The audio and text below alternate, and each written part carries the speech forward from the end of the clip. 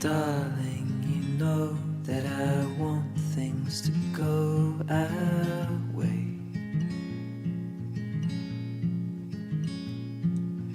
I'll try to reach you to lean every single day.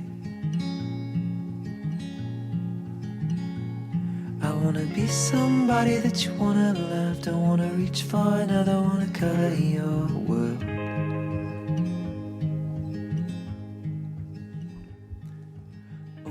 Excuse-moi, Denis, je reviens de la cuisine. Je suis allé voir si tout allait bien dans la cuisine.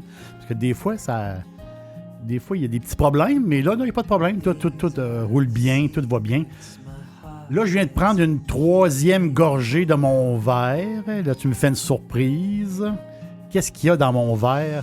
J'adore ça. Mes premiers amours.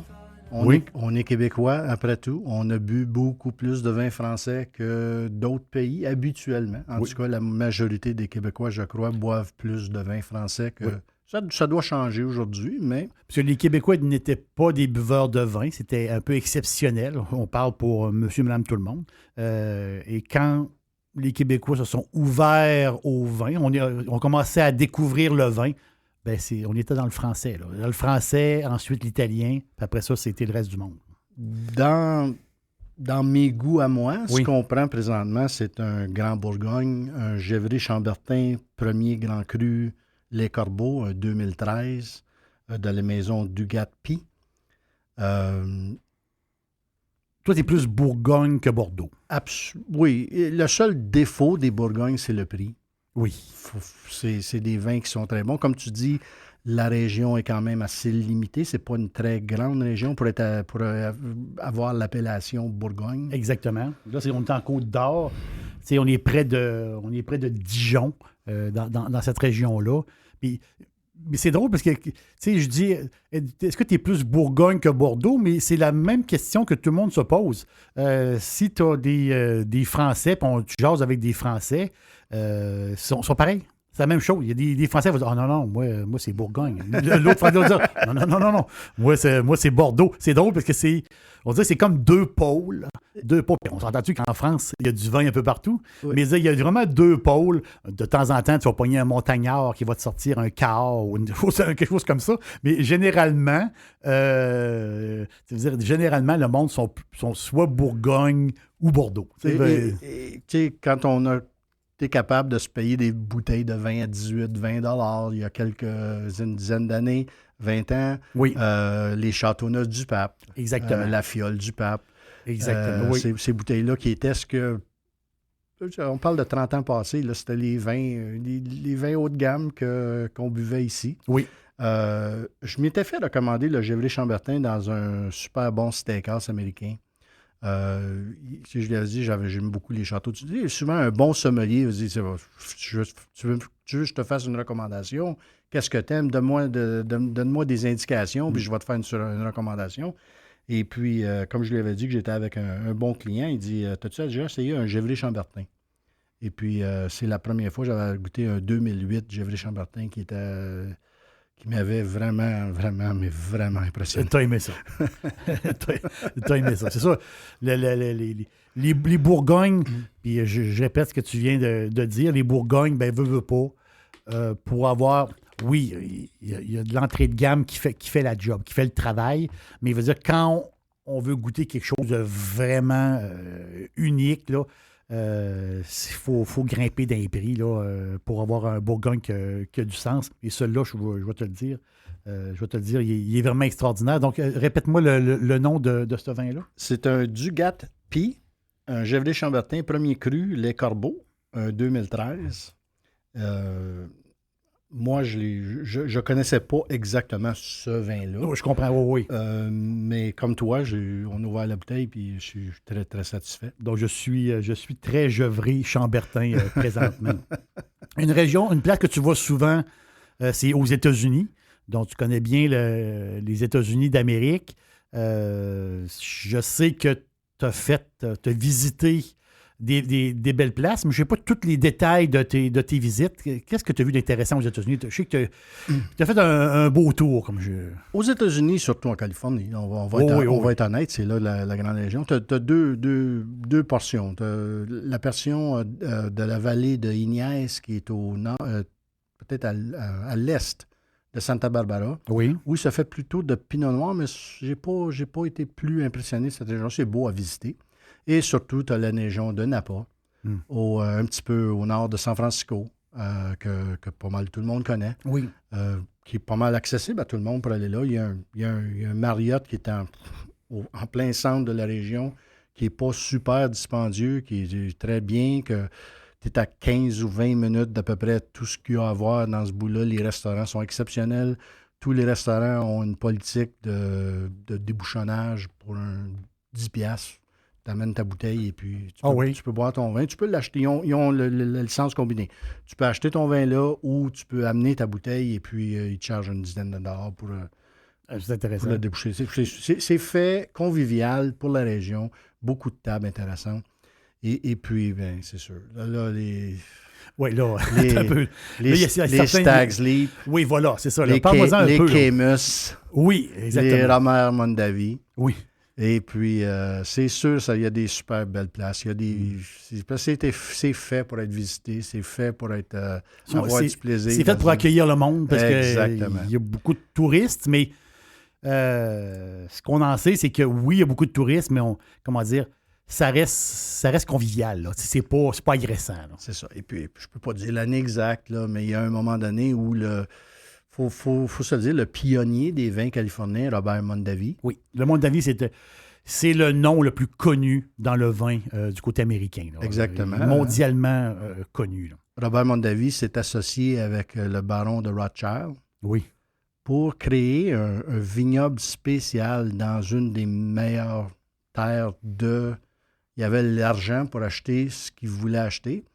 Et ils se sont mis ensemble pour créer un cabernet de très haute qualité. OK. Pour compétitionner au niveau mondial, rehausser la valeur des vins de la Californie et ont créé la maison Opus One. Là, tu as fait la visite de cette place-là. Tu étais avec ta femme? J'étais avec ma femme, Okay. J'étais avec mes 2 partenaires, les conjoints, notre employé le plus important de la business. Et puis, il y a de différents tours que tu peux faire. Mais quand tu arrives là, toi, tu es arrivé en voiture ou tu arrives là comme. Nous, on avait un meeting à San Francisco. OK. Et puis là, c'est aussi 1 heure d'auto. Oui, c'est ça. On avait 2 autos qu'on s'est loués pour aller là. Et puis, je veux pas. Tu sais, des fois, tu travailles fort dans la vie. Oui. Et puis, il y a des occasions où il faut un petit peu profiter de. Il faut profiter de la vie. Du bien gagné. Oui, et puis, quand j'ai appelé Opus One, j'ai dit c'est quoi les taux? Le gars, il dit il y a ça, il y a ça, il y a ça. À tel prix, je dis oui, si je te donne 2 fois ce prix-là, qu'est-ce que je peux avoir? OK. Là, ils t'ont pour nous autres, chose. c'était une manière de récompenser notre meilleur employé qui vraiment, à travers une année, nous fait sauver énormément d'argent. Donc c'était important pour moi. Il était avec son épouse, puis de lui faire passer une super belle journée. Puis j'ai une de mes partenaires qui voyage pas beaucoup. Donc, on a eu le taux complet. Puis là, tu arrives le matin. Tu es arrivé le matin là-bas? On se faisait à peu près 3 heures. OK. Puis je peux pas appeler ça un château, mais disons que l'endroit qu'ils ont fait pour Opus One, c'est bâti sur... ça ressemble à une villa toscane. Là, OK, oui. C'est une grande chose en ciment avec Les Espagnols vont appeler ça une bodega. Dans le sens que c'est blanc, c'est de toute beauté. Oui, c'est ça. Ce qui est drôle des Espagnols, souvent, ils vont dire une bodega. Là, tu vas arriver là, c'est tout petit. C'est une petite bâtisse dans la montagne avec un petit vignoble. Et l'autre, tu arrives à une bodega, tu arrives là, c'est un palais quasiment royal. On dirait que c'est drôle, ils ont un mot pour les deux. C'est vraiment drôle. C'est bâti en demi-lune. OK. Et puis l'avant, sous terre, l'avant de la bâtisse en demi-lune qui doit avoir. Je t'ai envoyé la photo, là. Je suis en plein centre. C'est qu'il doit avoir, je ne sais pas, il doit avoir peut-être 4000 barils, Oh, OK. peut-être à l'intérieur, mais ils sont tous cordés, tous en demi-lune, En 2001. d'un côté et de l'autre. C'est super beau à voir. Moi Donc, et mon partenaire, on était là, Oui. puis on regardait une chose. On essayait de compter combien il y avait d'argent d'inventaire. oui. Un baril, tant de bouteilles, tant de bouteilles. Mais là, eux autres, est-ce qu'ils ont... c'est Opus One le nom, mais est-ce qu'ils ont différents vins ou ils ont un vin? Un vin. Ah, c'est incroyable, ça.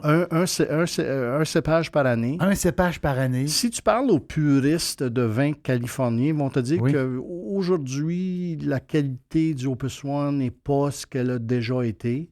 OK. Mais là, tu parles à des Ouais, spécialistes c'est ça, de vin qui sont vraiment au-dessus de mon palais à moi. Là. Ouais, là, on est des amateurs. Même moi, je me qualifie comme un amateur de vin, tout simplement, un passionné. C'est-à-dire, moi, j'aime les histoires. Là. Mais c'est sûr que, on s'entend-tu qu'il y a une cotation mondiale des grands crus, puis ça, on peut pas... c'est toujours été comme ça, parce qu'ils vont fixer, souvent, ils vont fixer des prix dans les enchères, puis tout ça, parce qu'il y en a beaucoup qui achètent ça en grande quantité justement pour le commerce, pour revendre, puis pour remplir les caves. Là.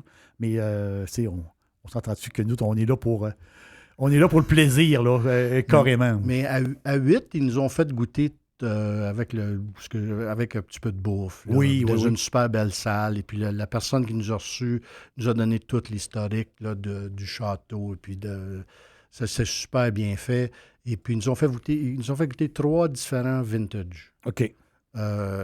Puis oui, il y a une différence. Puis il nous expliquait pourquoi la différence. Pourquoi la différence? La température, le différents types de cépages. Exactement. Ce que j'avais remarqué, c'est qu'on était à la saison des vendanges. Tous les vignobles sont très fiers de te montrer comment ils font du vin, où ils font du vin. Ce que j'ai remarqué d'Opus One, la chaîne était beaucoup plus lente. Il y avait beaucoup plus d'employés qui s'affairaient à enlever toutes les petites feuilles, les petites Exactement. imperfections avant que ces raisins-là arrivent dans le... Mais c'est passionnant. C'est passionnant. J'ai une anecdote. De mon frère, mon petit frère, qui fait les vendanges, vendanges dans la région de Mâcon, dans sa jeunesse. Puis à un moment donné, tu sais, c'est moi qui avais dit dans le temps, j'ai dit, il ne savait pas trop quoi faire il y a une période de sa vie, on dirait qu'il ne savait pas trop quoi faire. Puis j'ai dit, pourquoi tu y vas pas là-bas? Tu arrives sur place, puis ils vont t'engager, tu sais, ils cherchent toujours du monde. Il arrive sur place, puis sa première job dans le vignoble, c'était de porter le panier.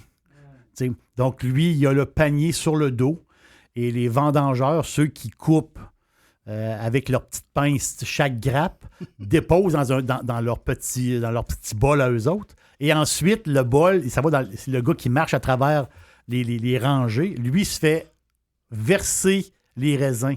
Mais quand il arrive au bout de la rangée, il y a une technique, puis quand il m'avait raconté ça, j'en revenais pas. Il se penchait.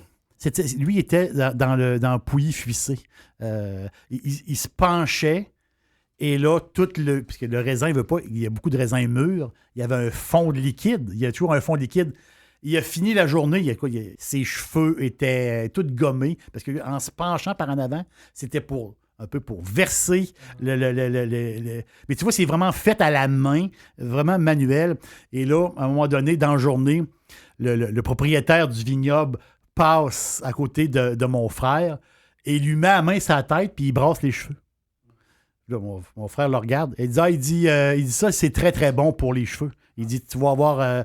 il dit, tu fais ça à chaque année, là. Il dit, tu vas avoir des beaux cheveux, là, le restant de tes jours. Tu ne perdras pas tes cheveux. Et c'est une anecdote drôle d'un vigneron français pour dire, regarde, inquiète-toi pas, là. Tu vas prendre ta douche tantôt. On va mettre des bouteilles sur la table. On va bien manger. Fait que là, continue ta job. Mais c'est ça. Mais c'est le côté, comme tu viens de dire, c'est quand tu vois les gens faire, quand tu vois les gens sont minutieux pour faire des choses, c'est passionnant. Là. Exactement. Puis, c'est pas une question, comme on dit, c'est pas une question de prix, c'est une question de goût. Personnellement, moi, les autres vins de Napa, c'est le Stag's Leap Artemis. Oui. Pour les gens qui vont en Floride, tu peux acheter ça chez Publix pour 38, 39 $. Oui, très populaire, très connu, bon. très populaire, oui. Les Robert Mondavi réserves sont pas vraiment le de masse, là, mais leur réserve est quand même assez bon. Vois-tu, moi, les Camus, je ne suis pas un amateur. Puis pourtant, c'est une maison super bien. Des fois, c'est ça. Des fois, tu as le côté boisé, le côté un peu poivré, des fois qu'on l'aime moins. C'est-à-dire, c'est ça l'affaire. C'est un peu. Moi, j'ai goûté un vin en Espagne. C'est incroyable. Le gars, il avait. Je me demande. Je pense qu'il faisait ça avec sa femme puis son beau-frère. Le gars, il avait vraiment pas de monde. Là. Il réussissait à faire quelque chose. Je ne sais pas combien de bouteilles qu'il faisait. Et lui, ses bouteilles, c'était réservé à un restaurant. Justement, ce qu'il faisait, aller dans un restaurant. Je dis, ton vin est bon, ça n'a pas de bon sens, ça n'a pas de sens. Mais il dit, moi, je peux pas me faire connaître. Je ne peux pas fournir. Je n'ai pas la terre, je n'ai pas la place. Moi, je fais ça, c'est comme de l'artisanat. Et là, par hasard, tu vas goûter un vin comme ça d'un petit producteur. Puis moi, j'avais trouvé son vin fantastique. Il va rester anonyme pour le restant de ses jours. C'est la grande richesse de pouvoir voyager. Oui. De pouvoir visiter ces régions vignobles-là. Exactement. D'aller dans tous les vignobles que tu rencontres. Habituellement, c'est à peu près une vingtaine de $.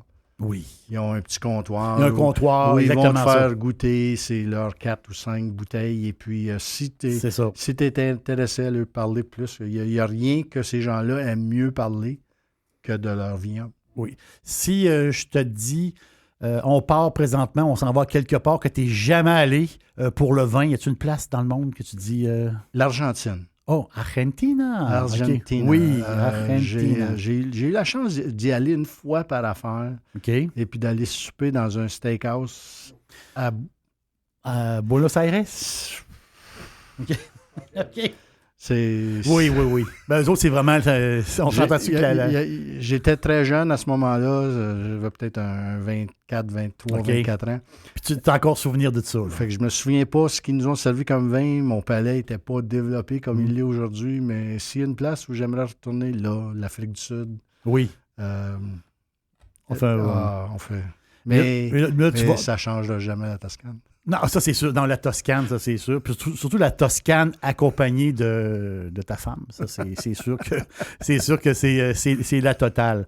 Et merci beaucoup, Denis, d'être passé. Moi, il faut que je retourne dans la cuisine un peu, là, voir qu'est-ce qui se passe. C'est un honneur. Mais il faut absolument que... faut que tu repasses. Là. Mais bientôt, là, viens faire un tour, puis laisse-moi un petit message. Puis faut que tu me parles d'Afrique du Sud le prochain coup, là, absolument. Je pense que ça t'a marqué. C'est une période un peu... tu m'as raconté quelques brides comme ça dans ta vie. C'était pendant l'apartheid, je crois. Les Pinots Noirs. Oh, les Pinots Noirs, oui. Hey, merci beaucoup, Denis. Puis merci beaucoup d'être là. L'aubergiste, on l'aime tellement ça. Ça n'a pas de bon sens. On l'adore ça, puis on l'aime ça jaser. Merci beaucoup. À la prochaine.